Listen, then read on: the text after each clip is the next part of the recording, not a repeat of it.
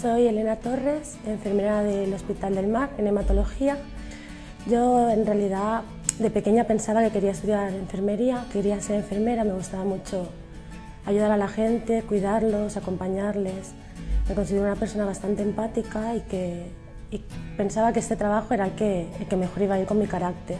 Creo que empezó a despertarme la curiosidad de enfermería cuando empecé a cuidar de mis familiares, de mi madre, de mis hermanos, porque al final enfermería es cuidar a tus pacientes, es muy básico que empatices con ellos y que sepas cuidarlos bien.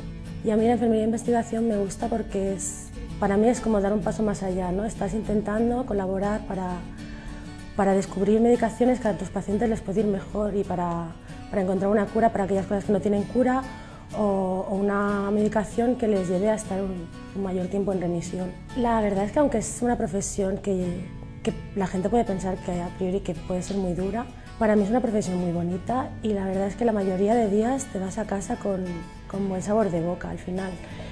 Para mí, uno de los días más bonitos cuando tratas a un paciente durante todo el tratamiento es el día que vienen a revisión y les dicen que están curados y la mayoría de nuestros pacientes entran a la sala de tratamiento, nos abrazan, nos dan besos, se emocionan.